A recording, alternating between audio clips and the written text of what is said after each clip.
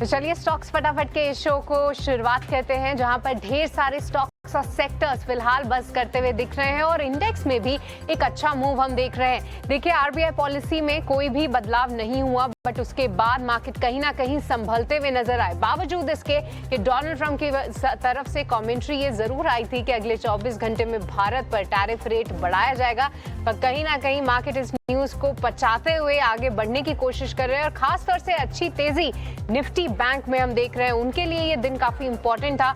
RBI की policy में कोई भी बदलाव नहीं हुआ और आप देखिए जिस तरीके की कमेंट्री दी गई है आरबीआई गवर्नर की तरफ से, ना ही सिर्फ 6.5% का जीडीपी ग्रोथ उन्होंने बरकरार रखा है, पर अगले साल के लिए पहले क्वार्टर में 6.6% के ग्रोथ की उम्मीद कर रहे हैं। इन्फ्लेशन कम होगा, हालांकि 4% के आसपास आते हुए दिखेगा। तो तमाम पैमानों पर उन्होंने ग्रोथ को अच्छा बताया है, ना ही सिर्फ रूरल ग्रोथ बल्कि अब अर्बन ग्रोथ भी जो है सपोर्ट कर रही है।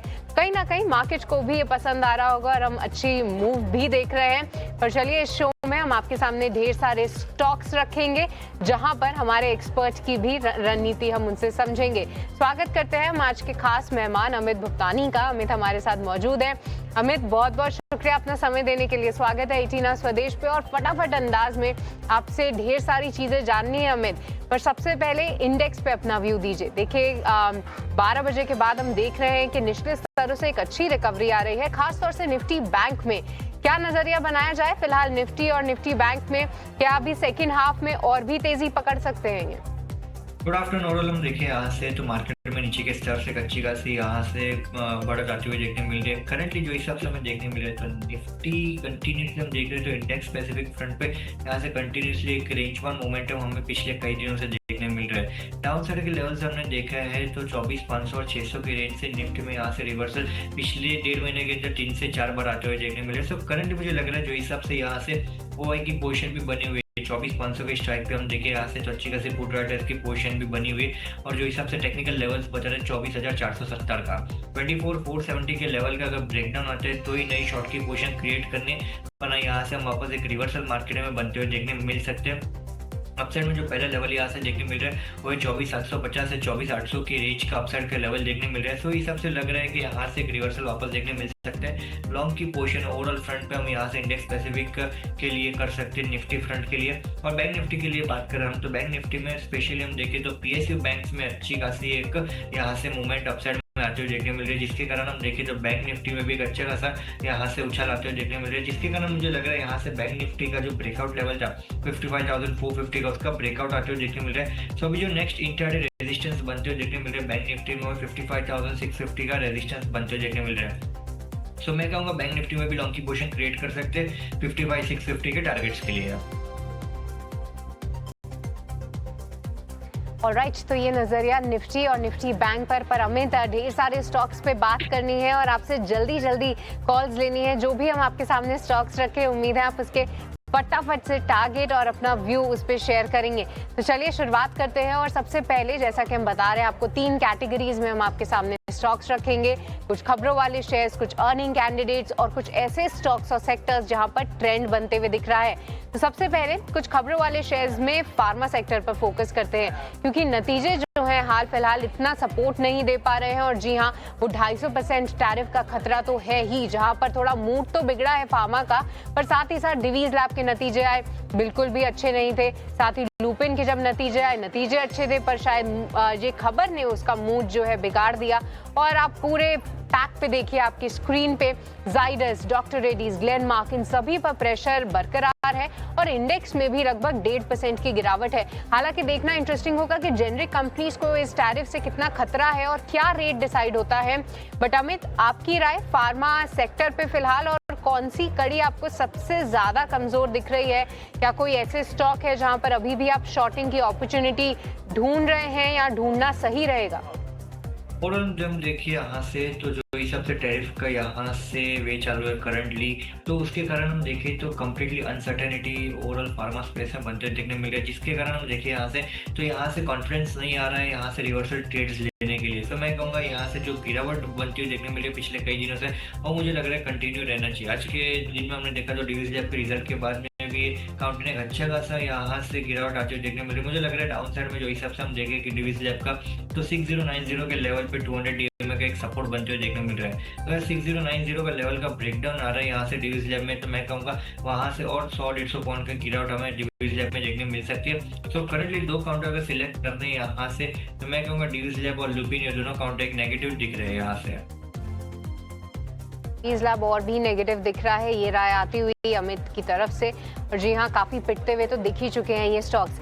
पर चलिए और खबरों वाले शेयर्स की बात करें तो आज बैंकिंग के लिए अच्छा दिन माना जाएगा। देखिए रेट कट की उम्मीदें नहीं थी और पर कमेंट्री पर नजर थी, और जैसा कि हम बता भी रहे थे कि रेट्स में कोई बदलाव नहीं है, पर कमेंट्री ग्रोथ के साइड, इन्फ्लेशन के साइड काफी अच्छी आती हुई दिखी है। अब सेकेंड हाफ में हम देख रहे हैं कि निफ्टी बैंक जो है कैचअप रैली दिखा रहा है, खासतौर से PSU बैंकों में एक अच्छा एक्शन है। और अमित, कोई स्टॉक जो कि आपके लिस्ट या आपके रेडार में आ रहा हो, क्योंकि देखिए हैवी वेट HDFC बैंक हल्के फुल्के मूव दिखा रहा है, पर इसके अलावा आप SBI देख लीजिए, कैनरा बैंक देख लीजिए, यहाँ से थोड़ा बहुत मोमेंटम पिकअप हुआ ही है। 1% से ज्यादा की तेजी ये कुछ काउंटर्स दिखा रहे हैं। PSU बैंकिंग स्पेस में से कोई पर्टिकुलर स्टॉक जो कि आपको फिलहाल अच्छा दिख रहा हो? हमारी टीम SBI दिखा रही है 1% की तेजी, बट कैसे देख रहे हैं आप ये पूरे सेक्टर को? ओवरऑल PSU स्पेस में से कोई अगर काउंटर सिलेक्ट करना है तो मैं कहूँगा SBI के साथ जाना चाहिए। SBI में हम देखें यहाँ से जो फ्रेश 50 DMA का ब्रेकआउट आते हुए देखने मिल रहा है, साथ ही साथ बाकी के रेस्ट ऑफ द काउंटर्स हम देखें यहाँ से कैन बैंक और उस सब में, तो वहाँ पे हम देखें तो यहाँ से अभी तक रेजिस्टेंस अपसाइड के एवरेजेस का लेते हुए देखने मिल रहा है। तो यहाँ से ब्रेकआउट कंफर्मेशन SBI में आते हुए देखने मिल रहा है। अपसाइड का जो रेजिस्टेंस बनते हुए देखने मिल रहा है वो 813 का, 813 के ऊपर जैसे यहाँ से SBI निकल रहे हैं तो यहाँ से काउंटर 825-30 के लिए तैयारी कर लेगा। सो लॉन्ग की पोजीशन क्रिएट करने की सलाह रहेगी 804 के स्टॉप लॉस लगाकर। तो PSU बैंकिंग स्पेस में अगर कोई स्टॉक फिलहाल पसंद आ रहा है तो वो है SBI के साथ आप जा सकते हैं। फिलहाल यहाँ पर 1% की तेजी हम ऑलरेडी ऐसे बाजार में देख रहे हैं।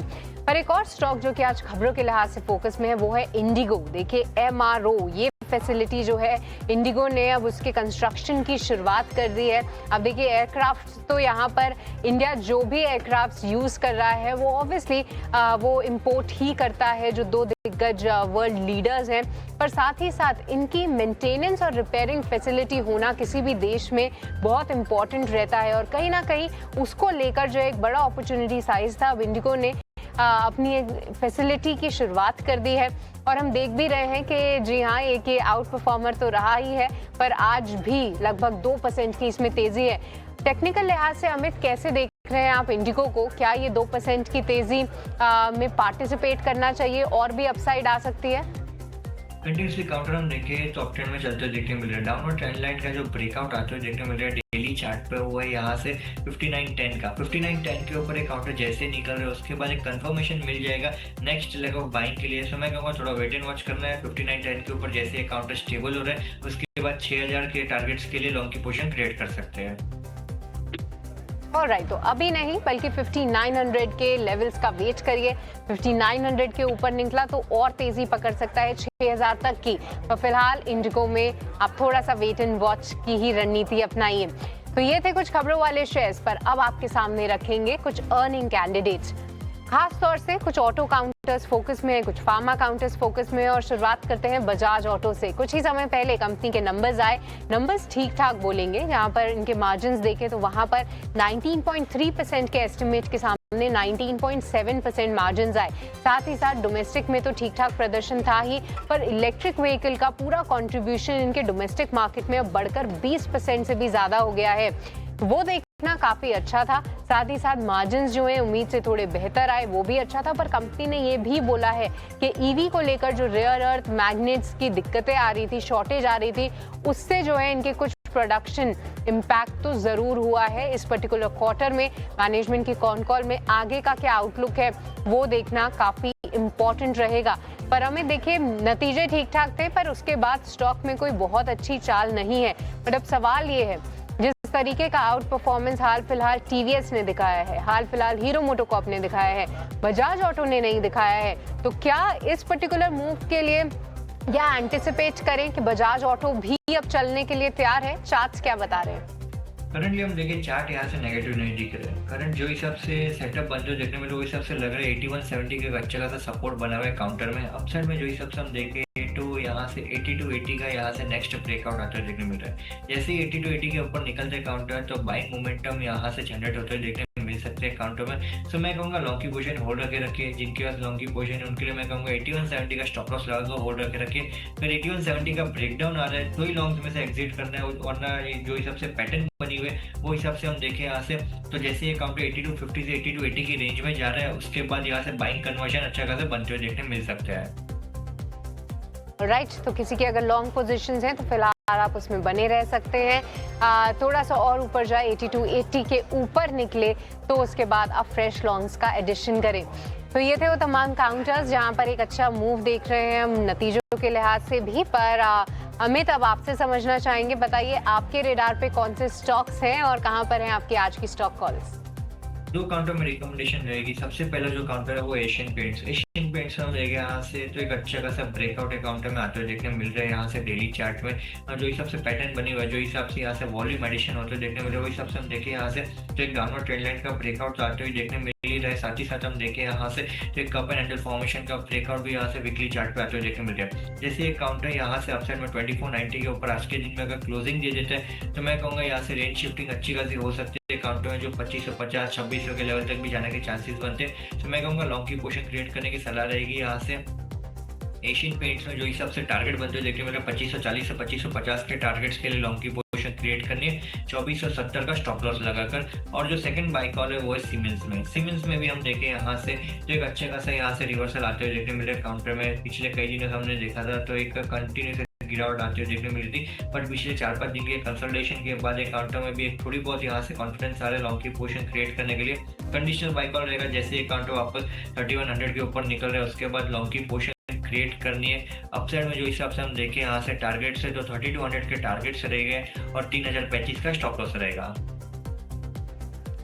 ऑलराइट तो एशियन पेंट्स और सीमेंट्स ये दो कॉल्स आती हुई अमित की तरफ से और दोनों पे ही बाय का व्यू फिलहाल अमित का, उससे जुड़े स्टॉप लॉस और टारगेट्स भी आपकी स्क्रीन पे दिए गए हैं। और चलिए इसी के साथ वक्त हो चला एक छोटे से ब्रेक का, आप कहीं मत जाएगा। ब्रेक के उस पार ढेर सारे स्टॉक्स और सेक्टर्स पर चर्चा जारी रहेगी, बने रहिए हमारे साथ। चलिए कुछ नतीजों का रुख करते हैं जहां पर कौन कौन के नतीजे आए हैं, पर आगे का आउटलुक क्या है आइए इसको विस्तार से समझते हैं। कंपनी के CMD संजय स्वरूप जी हमारे साथ जुड़ चुके हैं। बहुत बहुत स्वागत है स्वरूप सर आपका इटिना स्वदेश पे। सबसे पहले तो इस बार नतीजे देखें तो कमज़ोर ही रहे, क्योंकि आपने पिछले क्वार्टर जब हमने आपका इंटरव्यू लिया था मुझे याद है वॉल्यूम ग्रोथ गाइडेंस, डोमेस्टिक की गाइडेंस वो काफ़ी अच्छी रखी थी, बट उसके कंपैरिजन में इस बार निराशा हाथ लगी है। तो सबसे पहले तो क्या आप अपनी FY26 की गाइडेंस जो है वो मेंटेन करेंगे या उसमें कोई बदलाव करना चाहेंगे?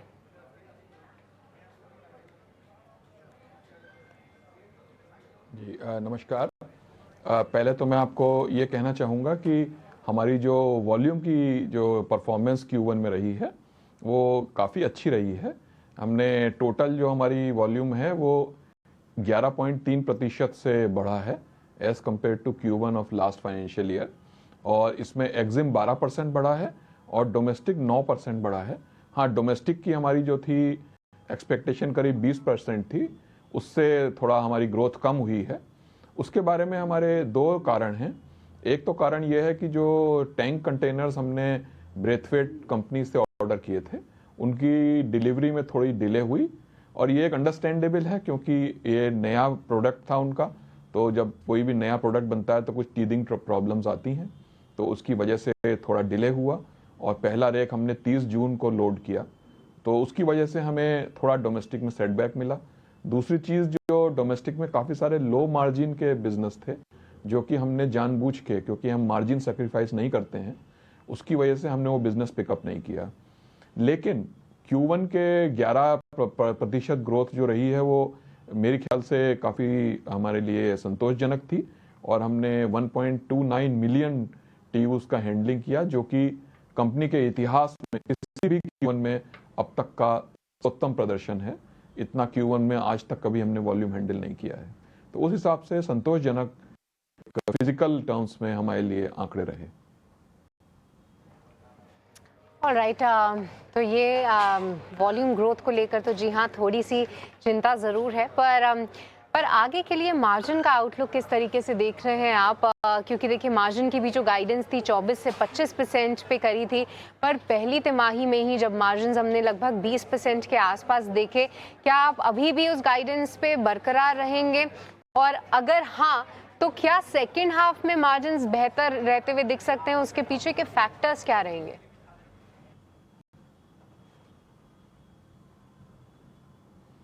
देखिए अभी हमारा जो सेकंड क्वार्टर अभी चल रहा है, सेकंड क्वार्टर में हमें एक्जिम में, दैट इज एक्सपोर्ट इंपोर्ट में बहुत अच्छी ग्रोथ मिल रही है और बहुत अच्छी डिमांड है। इसके अलावा डोमेस्टिक जो कि थोड़ा पहले क्वार्टर में कमजोर रहा था, डोमेस्टिक में भी अब काफी अच्छी डिमांड मिल रही है। गनी बेल्स की डिमांड है और मोरबी में जो हमने नया टर्मिनल बनाया है वहाँ बहुत अच्छी डिमांड मिल रही है। इसके अलावा ये हमारा जो राइस का बिजनेस है, कॉस्टिक सोडा है, इन सब चीज़ों की बहुत अच्छी डिमांड डोमेस्टिक में है। तो हमें उम्मीद है कि हम अच्छे मार्जिन दे पाएंगे। जैसे Q1 में भी हमने 23% का एबिटा दिखाया है अदर इनकम को अगर काउंट करते हैं, और लास्ट ईयर 23.8% था, तो करीब 80 बेसिस पॉइंट कम हुआ है। और हम आगे आने वाले क्वार्टर्स में भी 23 से 25% के बीच में एबिटा मेंटेन करेंगे, जो कि लॉजिस्टिक्स इंडस्ट्री के हिसाब से काफ़ी अच्छी परफॉर्मेंस मानता हूं मैं, क्योंकि लॉजिस्टिक्स में एबिटा नॉर्मली सिंगल डिजिट में ही होता है। तो हम 23 से 25% के बीच में एबिटा मार्जिन मेंटेन कर पाएंगे। अपने पूरे वर्ष के अंत तक हम काफ़ी अच्छा रिजल्ट दिखाएंगे। राइट, हम जेन्युइनली उसको देखना पसंद करेंगे। एंड बट एक बार आपसे टैंक कंटेनर बिजनेस के बारे में भी अपडेट लेना चाहेंगे, जहां पर उसकी कमीशनिंग का भी आपने बताया था कि जल्द ही हो सकती है उसकी कमीशनिंग। कैसे उसको लेकर क्या कुछ अपडेट है? साथ ही साथ जब वो कमीशनिंग हो जाएगी तो आपके फाइनेंशियल्स में किस तरीके का उसका कंट्रीब्यूशन रहेगा?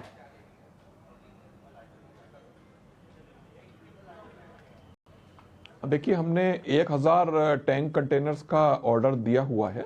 इसमें से 500 टैंक कंटेनर्स हमने ब्रेथवेट कंपनी जो रेल मंत्रालय के अधीन एक PSU है उसको दिया है, और 500 कंटेनर्स ओपन टेंडर के थ्रू प्राइवेट मैन्युफैक्चरर्स को दिया है। तो ब्रेथवेट ने 500 में से 90 कंटेनर हमको सप्लाई कर दिए हैं, और हमने पहला जो रेक है वो 30 जून को लोड भी कर दिया था बल्क सीमेंट का। वो अपने डेस्टिनेशन में पहुंच के पूरा अनलोड हो चुका है। इसके अलावा जो ब्रेथवेट दूसरा 90 कंटेनर्स का एक और हमें लॉट इसी महीने में अगले 10-15 दिन में दे देगा, जिससे हमारे पास 2 रेक हो जाएंगे। मीनवाइल वो प्राइवेट मैन्युफैक्चरर जो है वो पैरेलली मैन्युफैक्चर कर रहा है टैंक कंटेनर।